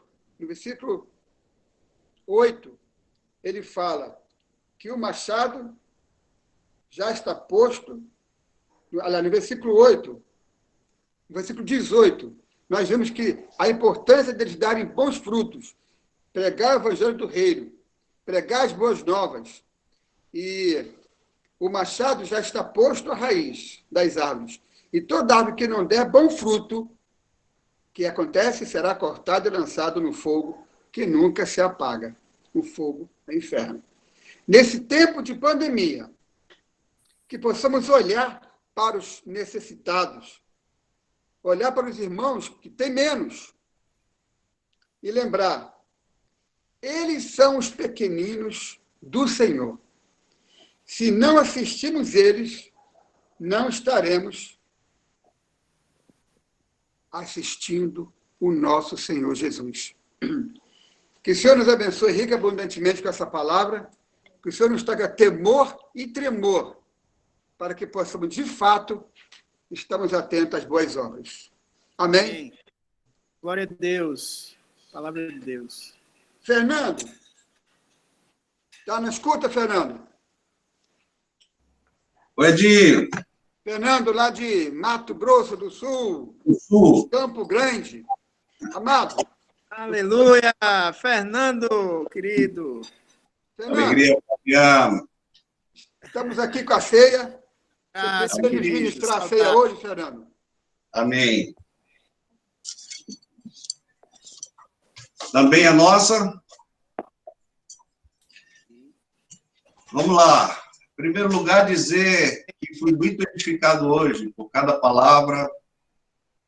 Ainda que nós estejamos longe, mas o Espírito Santo tem testificado, o Espírito Santo tem falado aos nossos corações. Cada palavra, cada aviso, cada observação. Obrigado a Paula, que também nos instruiu hoje. Foi muito bom. Tua palavra, Fabiano, cada testemunho, o cântico, tudo isso tem vivificado a nossa fé cada vez mais.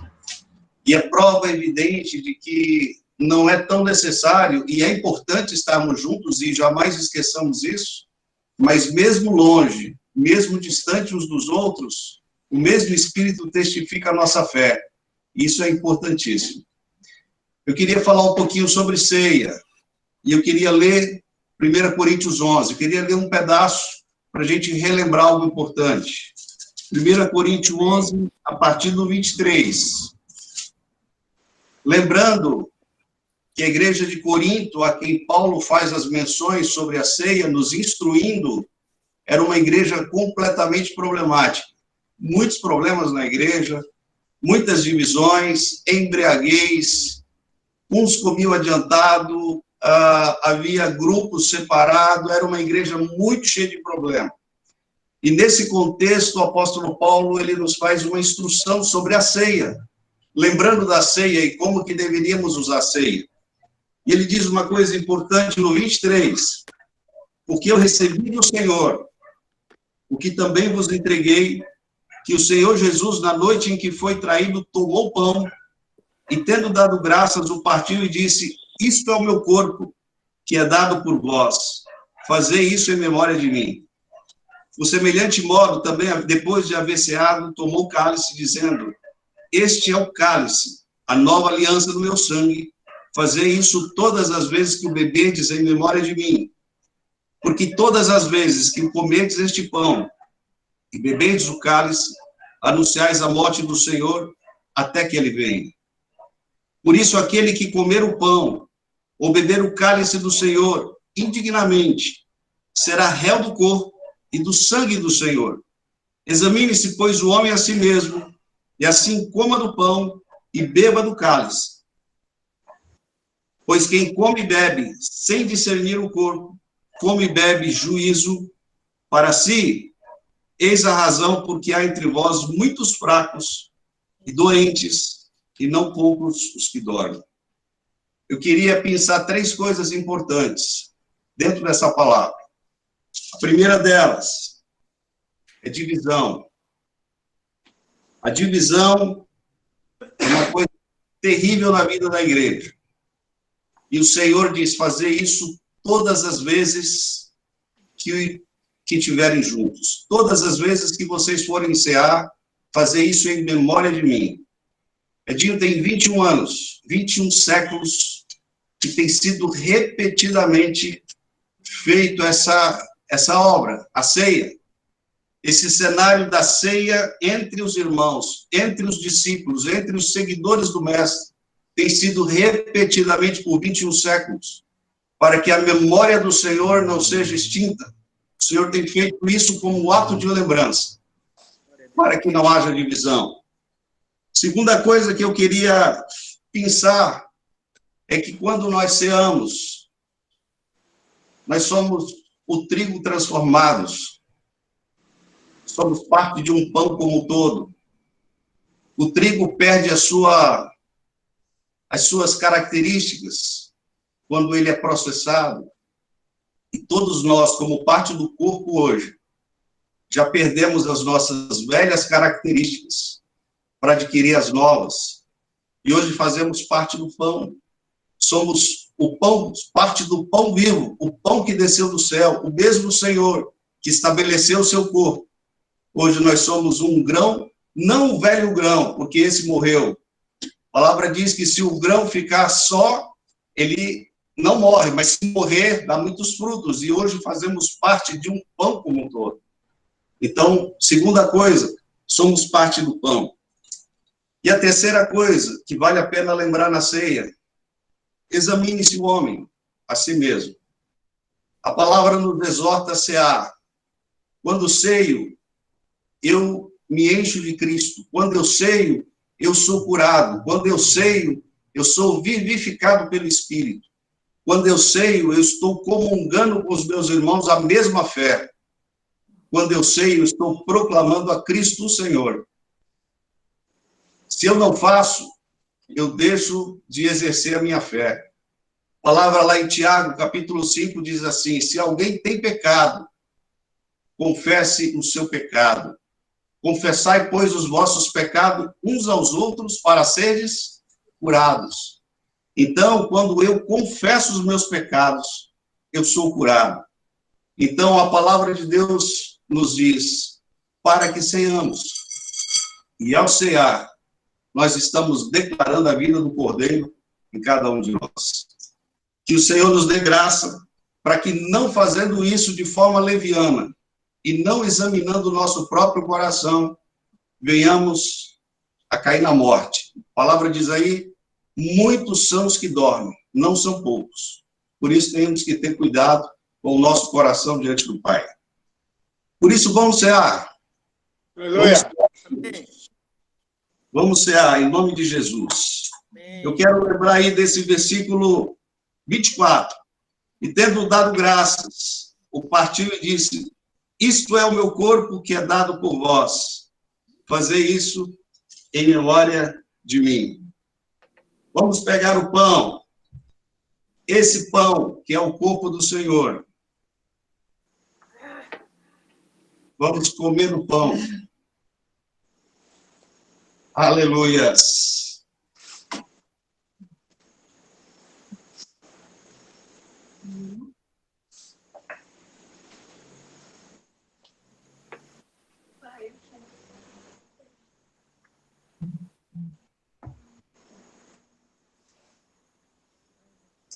Por semelhante modo,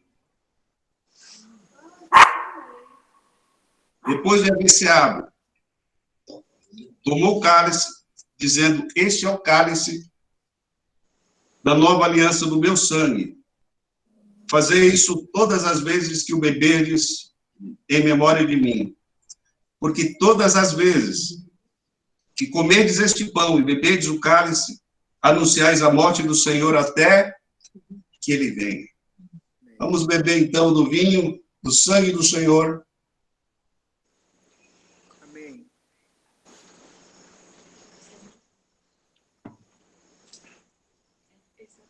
Glória a Deus.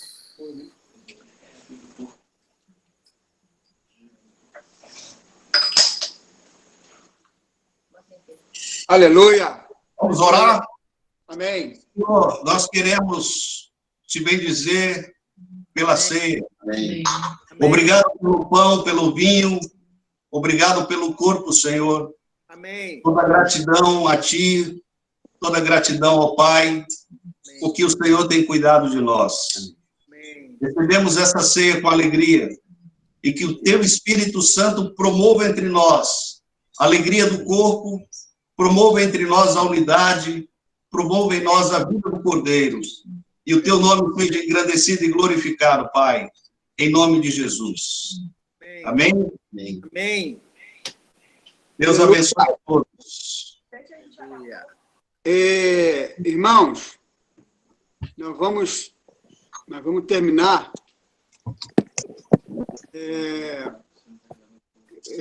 Queria pedir ao Newton para cantar, terminar essa live com Telestai. Mas o povo quiser ficar, pode ficar, tá? E vamos terminar louvando com Telestai. Newton, tá aí na escuta? Dá para louvar com Telestai? Dá sim. Então, vamos terminar cantando Telestai. E quando terminar, se o povo quiser cantar, fica à vontade, viu?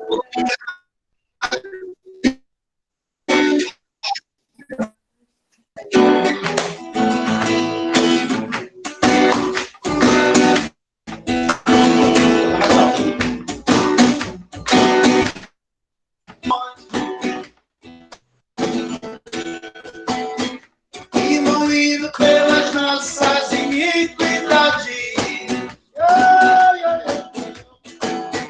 o castigo que nos traz a paz estava sobre ele.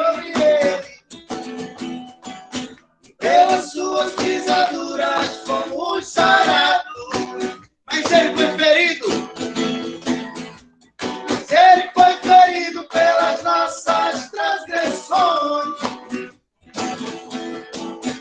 e moído pelas nossas iniquidades.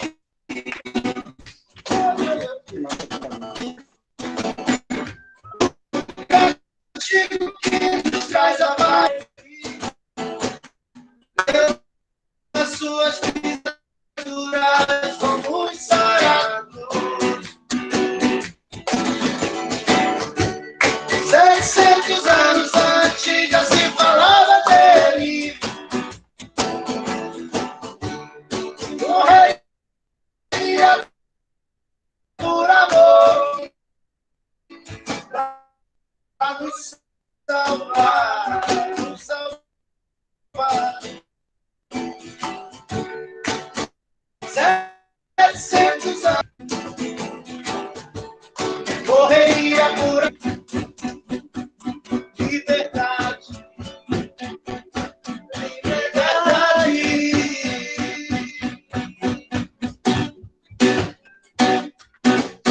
Liberdade para falar, liberdade para louvar a Deus, liberdade para cantar, liberdade para falar com Deus, liberdade para louvar, liberdade para falar com Deus, liberdade para expressar o amor que eu tenho em mim, transbordando no peito,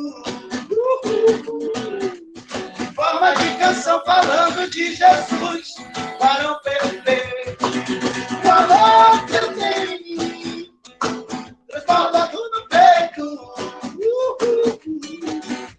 em forma de canção falando de Jesus, varão perfeito. O preço foi pago, está consumado. A cruz ele pagou, quando ficou. O preço foi pago, o preço foi pago, está consumado. A cruz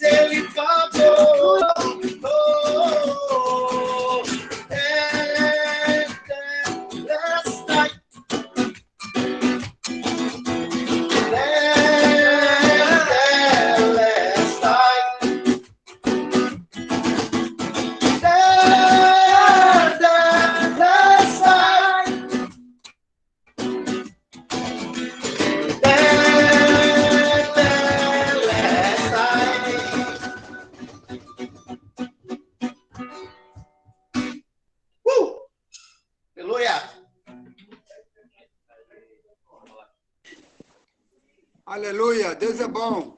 Fabiano, quer Amém. falar uma coisa, Fabiano? Glória a Deus. Fabiano? Não, tá de bom tamanho. Muito edificado aí com a palavra da ceia, com tudo que o Senhor nos compartilhou, todas as informações. Muito bom. Amém. Muito bom mesmo. Então, amados, quem quiser ficar aí, vai querer ficar aqui? Então, os que quiserem, fiquem à vontade. Estamos entregando como encerrada. Não esqueçam que, na quarta-feira, os diáconos serão sacados. Na sexta-feira, os casais serão convidados para uma live. Eu e Fabiano iremos estar com os casados. E no domingo, às 6 horas, a outra live, com todos os irmãos. Tá? Deus nos abençoe rica e abundantemente. Amém. Tchau, tchau. Adeus.